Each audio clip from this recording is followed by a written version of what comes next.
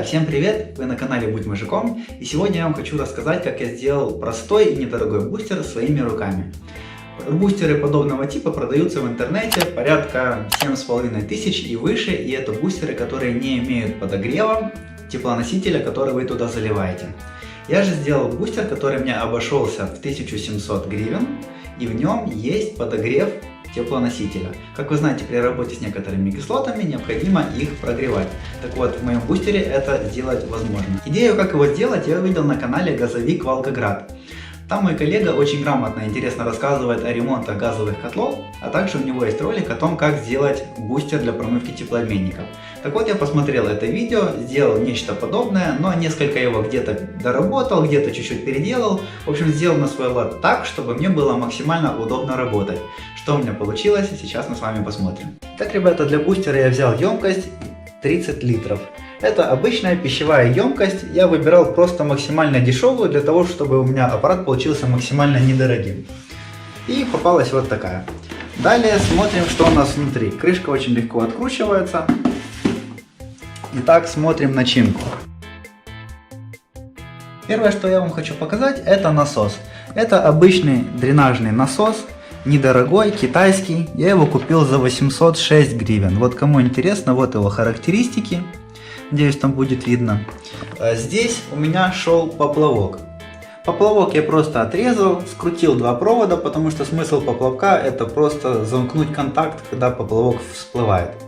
Поэтому, кому интересно, здесь идет два провода. Коричневый, синий и земляной. Земляной это у нас желто-зеленый. Желто-зеленый не подключаем, другие два скручиваем и запускаем.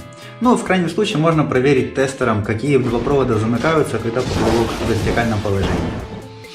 Далее, здесь я просто запаковал на фумчик, здесь тоже запаковал на фум, и здесь взял дюймовый переход на быстросъемное соединение для шлангов, то есть для того, чтобы просто защелкивать туда. И вот этим дренажным насосом я буду качать емкость. Кстати, ребята, хочу еще добавить, что мой насос будет качать 120 литров в минуту.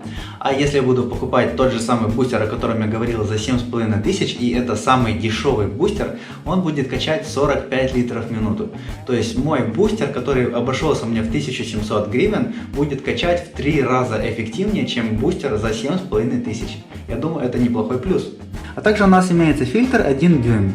Он мне нужен для того, чтобы можно было чистить мусор после промывки теплообменника. Чтобы этот мусор не попадал обратно в емкость, чтобы он как-то весь собирался и чтобы его легко можно было прочистить, я взял именно вот такой большой фильтр, который очень легко раскручивается руками. Буквально вот берешь, раскручиваешь, здесь вот такая вот колбочка идет. Вынул, помыл, закрутил и промывай себе дальше. В общем, это очень удобно будет при эксплуатации, в отличие, например, от латунных фильтров. Далее, друзья, это мой нагреватель. Сюда я буду ложить теплообменники, включать и нагревать кислоту до какой-либо температуры. Термостата в ней, конечно, особого нету, есть всего 3 положения. И эта советская электроплитка обошлась мне буквально в 50 гривен. Она очень легкая, вообще, я не знаю, видно, не видно, я ее просто пальцами шевелю. То есть ее очень легко транспортировать, такую плитку. Просто на нее буду ложить теплообменник и греть. Так, заглядываем дальше в наш мешок с подарками. Тут у нас еще имеется шланг и имеется вот такой вот кулечек с разными штукенцами. Итак, смотрите, ребят, значит, что у нас здесь есть. Это у нас переходик 3/4 полдюйма. То есть сюда фактически можно либо прокладочку какую-то ложить, либо на фум это все паковать.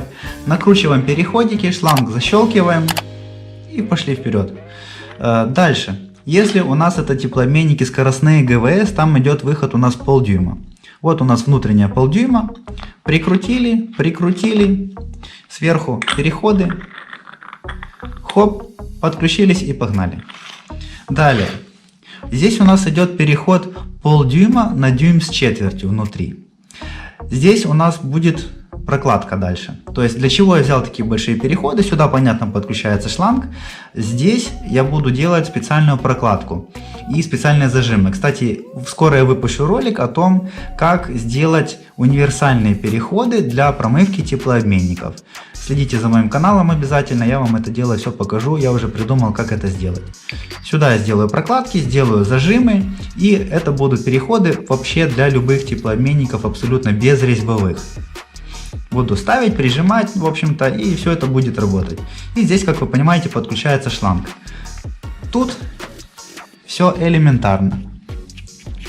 Здесь просто идет, я положил две прокладочки. Одна была заводская, голимая, тоненькая, вообще никакущая. И одна толстенькая я положил, просто я уже немножко рукой прижал, и, в общем-то, вот она. Обыкновенная прокладочка, но она уже идет толстенькая, хорошая, резиновая. Просто две прокладки от руки зажал, да и готово. Я думаю, этого запросто хватит для промывки. Закрутили, это будут мои переходы. Крепежи и универсальные переходы, еще раз повторю, я буду делать в другом видеоролике.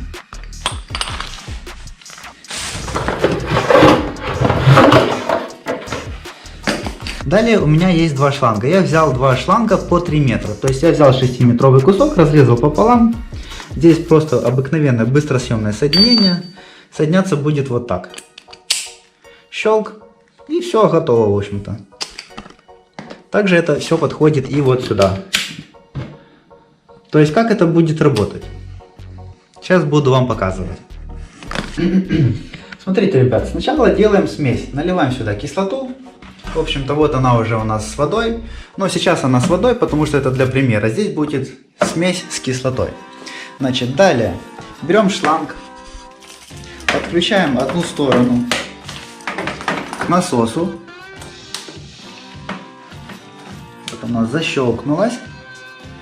Вторую мы подключим к теплообменнику. Ну, так как сейчас теплообменника нету, чтобы вам показать, второй шланг берем, подключаем на выход теплообменника. И на этот второй шланг на выходе из теплообменника цепляем вот это и возвращаем сюда. То есть просто ложим туда. Смотрите, как это будет. Просто сейчас я пока второй шланг не подключаю, это будет у нас и выход, и вход в данном случае.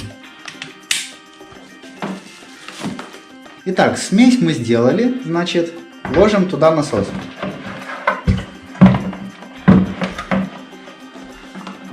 Готово. Далее, этот конец, как вы поняли, у нас подключается на теплообменник вообще-то. Подключаем его на теплообменник. Из теплообменника выход подключаем на фильтр. Но сейчас мы просто делаем вид, что у нас как бы теплообменник есть, и просто сюда я ставлю фильтр. То есть, хоп, поставили и вернули его сюда. Просто вот так положили. Затем включаем насос.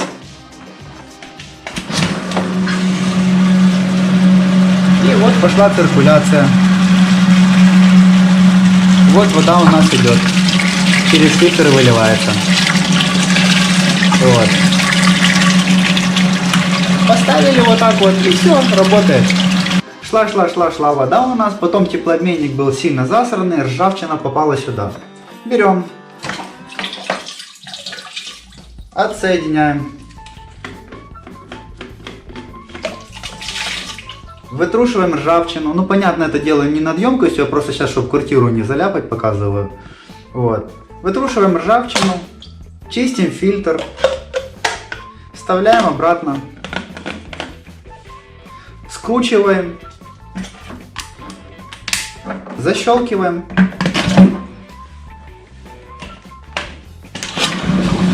И погнали дальше. Промывать. Если кто-то захочет сделать себе такой бустер, то такие фильтра идут для полива. Я долгое время выбирал фильтр, думал, как мне его сделать максимально удобным. И это фильтр для полива. Ребят, я, конечно, понимаю, что вы сейчас скажете, насос не специализированный, он у тебя выйдет из строя, поломается и все такое. Я это понимаю. Но смотрите, я сделал насос не специализированный и собрал эту станцию за 1700 гривен. Специализированный насос стоит 7500. Этот насос стоит 800 гривен. Так вот, вы представьте, сколько я могу насосов заменить, пока он у меня поломается, чтобы набежала эта сумма 7500. То есть я могу таких насосов 10 штук заменить. К примеру, я сделал там 10 промывок, например, допустим, поломал все. Элементарно. Он отстегивается, вы уже видели, на быстросъемном соединении. Ставится новый насос и погнали дальше работать. Так что, если видео вам понравилось, Возможно, оно вам даже пригодилось, может вы себе такой решите насосик сделать. Ставьте обязательно лайки, подписывайтесь на мой канал. И, кстати, в скором времени я буду снимать ролик о том, как сделать универсальные переходы для промывки всех типов безрезьбовых и резьбовых теплообменников. Поэтому, чтобы не пропустить, следите за новостями в моем канале. Очень скоро я этим займусь. Всем пока!